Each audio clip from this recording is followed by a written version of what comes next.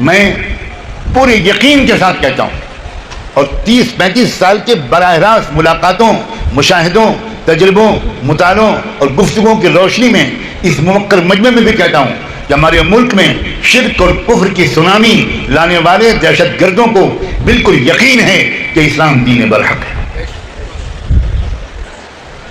آپ کے مظفر نگر ضلع میں ایک ایسے شخص سے ملا ہوں، آج میں بہت بڑی بات کہنے کی جرأت اور جسارت کر رہا ہوں، جس کے بارے میں مجھے کسی نے خبر دی کہ وہ سادھو اور پنڈت نظر آتے ہیں، اور ایک مندر میں پجاری کی حیثیت سے لوگ ان کو جانتے ہیں، لیکن مندر کے نیچے تہہ خانے میں انہوں نے چھوٹی سی مسجد بنا رکھی ہے، اور وہ وہاں چھپ کر نمازیں پڑھتے ہیں، اظہار نہیں کر پا رہے ہیں، جبکہ وہ پوری طرح اسلام میں داخل ہو چکے ہیں۔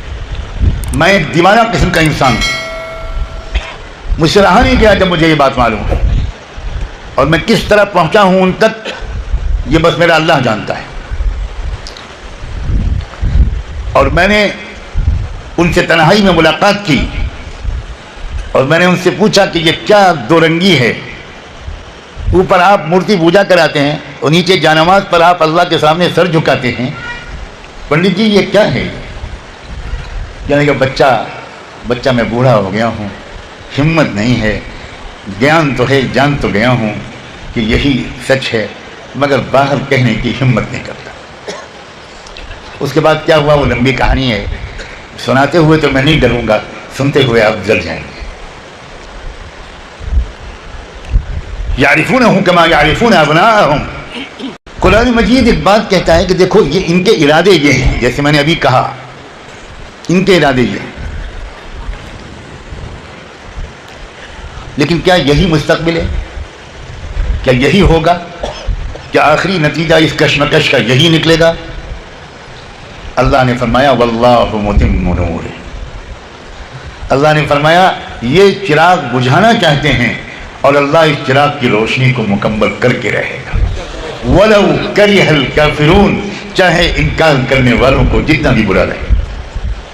میں حیران ہوں اس بات سے کہ ہمارے مدارس کے علماء ملک کے مستقبل کے بارے میں وہ کیوں حیران ہیں؟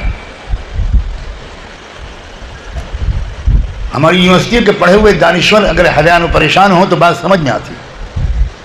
اپنے آپ کو امام الہند حضرت امام شاہ ولی اللہ دہلوی رحمۃ اللہ علیہ کی فکر اور علوم کے وارث سمجھنے والے کیوں پریشان ہیں؟ مجھے واقعی اس پر حیرت ہے، اور آج میں اکابر علماء کے سامنے، آپ سب کے سامنے اپنی یہ حیرت کو ایک طالب علم کی حیثیت سے پیش کرنا اپنا فرض سمجھتا ہوں۔ حضرت شاہ ولی اللہ رحمۃ اللہ علیہ نے اپنی مشہور کتاب تقسیمات الہیہ میں ایک باب باندھا ہے، جس میں انہوں نے لکھا ہے، ایک باب باندھا ہے کہ ان قوموں کی تاریخ اس باب میں بیان کرنے کی شاہ صاحب نے کوشش کی ہے جن قوموں کو نبوت محمدی سے ہدایت بھی ملی اور عزت اور اقتدار بھی ملا۔ اس میں سب سے پہلے آپ نے قریش کا ذکر کیا، عربوں کا ذکر کیا کہ ان کو ہدایت بھی ملی اور ان کو خلافت و اقتدار بھی ملا۔ اس کے بعد تاتاریوں کا ذکر کیا، میں بالکل خلاصہ پیش کر رہا ہوں۔ تاتاریوں کا ذکر کیا کہ تاتاری اتنے بڑے اسلام دشمن تھے، مسلمانوں کے اتنے خونی دشمن تھے کہ خون کی ندیاں بہا دی تھی تاتاریوں نے، قتل عام کرتے تھے مسلمانوں کا۔ دریائے دجلہ و فرات اس کے پانی کا رنگ لال ہو گیا تھا مسلم شہیدوں کے خون سے، اور مسلمانوں پر ہیبت، خوف، مایوسی اور ڈر کی یہ کیفیت چھائی ہوئی تھی کہ ایک مسلمان مرد کو سڑک پر چلتا ہوا دیکھ کر ایک تاتاری عورت ایک مسلمان مرد سے کہتی تھی کہ یہیں کھڑے رہنا، ہٹنا مت، ہلنا مت،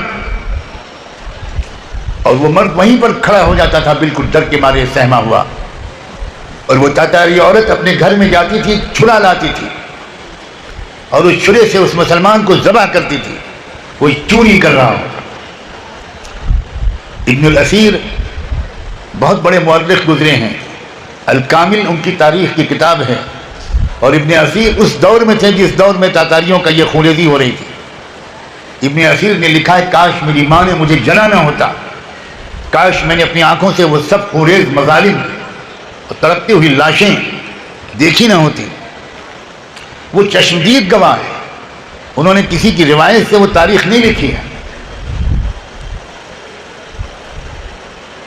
پھر کیا ہوا؟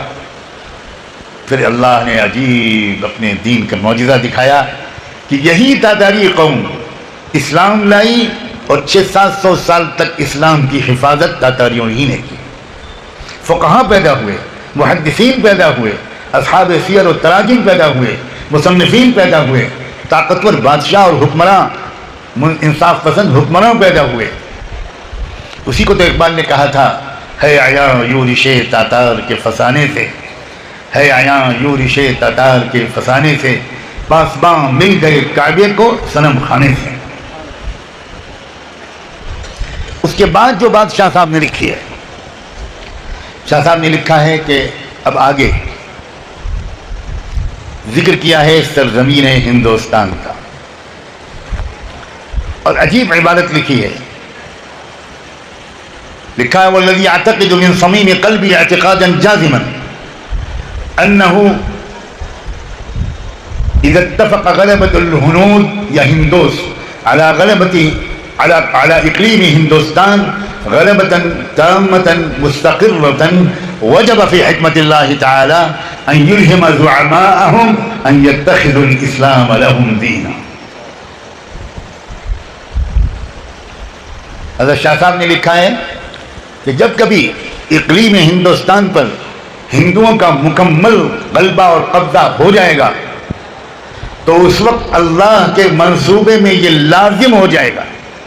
غور سے سنیے کہ یہ الفاظ وجب فی حکمت اللہ تعالی، وہ یہ نہیں کریں مجھے الہام ہوا، وہ نہیں کریں کہ میں نے خواب میں دیکھا، وہ کہہ رہے ہیں اللہ کے منصوبے میں یہ لازم ہو جائے گا کہ ان یلہم زعماءہم، کہ وہ اس ملک کے ہندوستان کے بہت سے قائدین اور لیڈروں کے دل میں یہ پہچان ڈال دیں گے کہ اسلام ہی ان کا اپنا دین تھا اور اسلام ہی ان کا اپنا دین ہے، اور وہ اسلام لائیں گے۔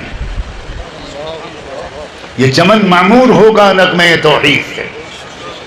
میں بہت صاف لفظوں میں کہنا چاہتا ہوں، کسی لاگ لپیٹ اور اشارے کی مجھے کوئی ضرورت محسوس نہیں۔ مسلمان یہ سمجھتے ہیں کہ صرف مسلمان بے چین ہیں، مسلمان یہ سمجھتے ہیں کہ صرف مسلمانوں پر ظلم ہو رہا ہے، مسلمان یہ سمجھتے ہیں کہ صرف مسلمانوں کے دستوری حقوق مارے جا رہے ہیں۔ یہ 100% ناواقفیت ہے۔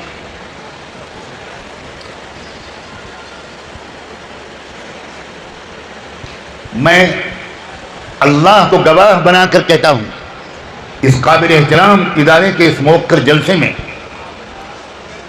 کہ اس ملک کی جو اکثریت ہے، غالب اکثریت، تقریباً 75 سے 85% آبادی، اس کے اندر اب شدید بے چینی کی لہریں دوڑ رہی ہیں۔ ہم پر اور آپ پر ظلم اگر ہو رہا ہے تو وہ 70-80 سال سے ہو رہا ہے، اور ان قوموں پر تو ہزاروں سال سے ظلم ہو رہا ہے۔ ان میں بیداری نہیں تھی، بیداری آتی ہے تعلیم سے۔ آپ کے اجلاس کا عنوان ہے تعلیمی بیداری۔ ان میں تعلیم نہیں تھی، ان کو تعلیم ان پر حرام تھی۔ کوئی دلت، کوئی چمار، کوئی پاسی، کوئی سونار، کوئی لوہار، کوئی شرول کاسٹ کا انسان وہ قلم دوات ہاتھ میں نہیں لے سکتا تھا، وہ کتاب ہاتھ میں نہیں لے سکتا تھا۔ صاف صاف کتابوں میں منو سمرتی میں لکھا ہوا ہے، میں صفحہ نمبر بھی کوٹ کر سکتا ہوں، صاف لکھا ہوا ہے کہ اگر کوئی چمار یا کوئی شودر، اور شودر کے نیچے 20-50 ذاتیں آتی ہیں، اگر کوئی شودر ویدانت کا ایک لفظ سن لے، چھو نہیں لے، پڑھ نہیں لے، صرف کسی کو پڑھتا ہوا سن لے تو اس کے کان میں پگھلتا ہوا سیسا ڈالا جائے۔ یہ شرعی حکم ہے ان کا۔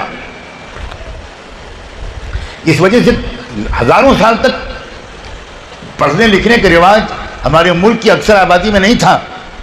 پڑھنے لکھنے کا اختیار صرف برہمنوں کا تھا، اور کوئی نہیں پڑھ سکتا تھا، یا بنیا حساب کتاب پڑھ سکتا تھا، باقی کوئی نہیں پڑھ سکتا تھا۔ کسان نہیں پڑھ سکتے، مزدور نہیں پڑھ سکتے، چمار نہیں پڑھ سکتے، غریب نہیں پڑھ سکتے، سوال ہی نہیں پیدا ہوتا، انہیں کچھ خبر نہیں۔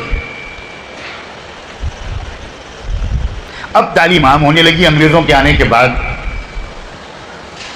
کبھی کبھی شر سے خیر بھی پیدا ہوتا ہے. انگریز جو آئے تو انگریزوں نے تعلیم کو عام کیا اور پھر سرکاری نوکریوں کو جوڑ دیا تعلیم سے. اب کہاں کی منوسمرتی اور کہاں کا دھرم لوگوں نے پڑھنا شروع کیا, اور جب پڑھنا شروع کیا تو آنکھیں کھلنی شروع ہوئیں. پچھلے 30-40 سال کے اندر میرے دیکھتے ہی دیکھتے اس ملک کے اس پسماندہ اکثریت میں جس کی آبادی 80-85% ہے, اس آبادی کی بہت بڑی تعداد اب اسکولوں اور کالجوں میں پڑھ رہی ہے. وہ جو اس نے فزکس پڑھی, اس نے سائنس پڑھی, اس نے علوم پڑھے, تو اب اس کی سمجھ میں نہیں آتا کہ بھائی یہ جو پنڈت جی بتا رہے ہیں کہ گنگا جو نکلی ہے وہ فلاں دیوتا کی جٹا سے نکلی ہے. وہ سائنس میں پڑھتا ہے کہ بھائی پانی جو برستا ہے, وہ جو سمندر ہے, جب گرمی کا موسم آتا ہے تو پانی گرم ہوتا ہے, وہ بھاپ بنتا ہے, وہ بھاپ اوپر اٹھتی ہے, ہوائیں اس کو اوپر لے جاتی ہیں, کچھ فاصلے پر جانے کے بعد وہ بادل ایک کثیف بادل کی شکل بن جاتی ہے.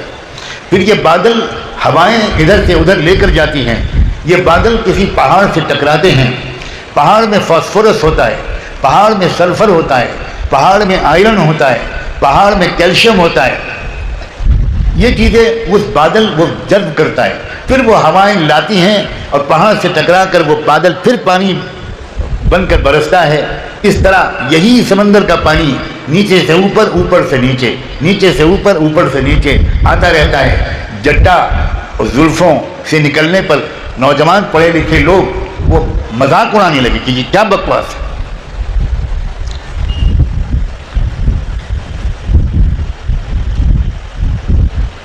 چنانچہ اب بے چینی, پھر جو ظلم جو ان کو بنیادی حقوق سے محروم کیا گیا سینکڑوں ہزاروں سال سے, چھوت چھات کا مسئلہ کہ وہ چھو نہیں سکتے, وہ مندر میں جا نہیں سکتے. ہمارے ملک کی موجودہ صدر جمہوریہ راشٹرپتی مرمو ابھی چند دن پہلے ایک مندر میں گئیں. آپ ویڈیو دیکھ سکتے ہیں کہ ان کے ساتھ کے گئے ہوئے منسٹر جو اونچی ذات کے تھے ان کو اندر مندر کے گربھ گرہ میں جانے دیا گیا, لیکن راشٹرپتی پیچھے کھڑی رہیں, وہ اندر نہیں جا سکتے. تو یہ حالات کیا بتا رہے ہیں؟ بے چینی جس طرح پھیل رہی ہے, نفرتیں اسی لیے پیدا کرنے کی کوشش کی جا رہی ہے, اور تعلیمی بیداری ہی اس کا حل ہے. تعلیمی بیداری کا کیا مطلب میں بہت واضح کر دوں. آپ کے ذہن میں تعلیمی بیداری کا مطلب کیا ہے یہ میں نہیں جانتا, میں ضرور استفادہ کروں گا. میرے ذہن میں تعلیمی بیداری کا مطلب یہ ہے کہ آپ قرآن کو زندہ کتاب کی حیثیت سے سمجھے ہوئے ہوں اور حالات حاضرہ کو بھی گہرائی سے سمجھیں, تاکہ آپ ہر بیماری کا نسخہ قرآن سے لے لیں, تاکہ آپ ہر سوال کا جواب قرآن سے لے لیں. اگر قرآن مجید ہمارے سینوں پر اتر جائے, اگر قرآن مجید ایک زندہ کتاب کی حیثیت سے ہماری سمجھ میں آ جائے, تو الٹی بات ہے, لوگ موجودہ حالات کی وجہ سے یہ سمجھ رہے ہیں کہ بھارت میں اسلام خطرے میں ہے, اور آپ کا یہ کمزور طالب علم بھائی خانہ کعبہ اور حجر اسود پر ہاتھ رکھ کے قسم کھا سکتا ہے بھارت میں مسلمانوں کا مستقبل تو خراب ہو سکتا ہے لیکن بھارت میں اسلام کا مستقبل بے حد روشن ہے. مسلمان بے وفائی کرے گا, مسلمان اپنے پیسوں کو شادیوں میں پھونکے گا, لاکھوں کروڑوں روپے شادی میں دکھاوے کے لیے خرچ کرے گا, شادی میں ڈانس اور میوزک بجائے گا, شادی میں ڈی جے بجائے گا, مسلمان مسجدوں کو ویران کرے گا, مسلمان لڑکیوں کے پیچھے بھاگے گا, مسلمان لڑکیوں کے کالج کے گیٹ کے سامنے چھٹی یا انٹرول کے وقت میں کھڑے رہیں گے اور سیٹیاں بجائیں گے, تو مسلمان مارا جائے گا, ذلیل ہوگا, خار ہوگا, لنچنگ ہوگی, اس کو کھیر کے مارا جائے گا, اس کو کھمبے میں باندھ کے مارا جائے گا, اس سے شرک کے نعرے لگوائے جائیں گے. مسلمان کا مستقبل الگ چیز ہے, اسلام کا مستقبل الگ چیز ہے. تاتاری قوم نے مسلمانوں کو مارا تھا, اسلام کو نہیں مار پائے, اور بالآخر وہی قوم اسلام میں آ گئی. یہی اور یہی اس ملک میں ہونے والا ہے. میں زندہ رہا تو دنیا میں میرا گریبان پکڑ لیجیے گا, چلا گیا تو قیامت میں میرا گریبان پکڑیے گا, اگر ہندوستان میں یہ نہ ہوا.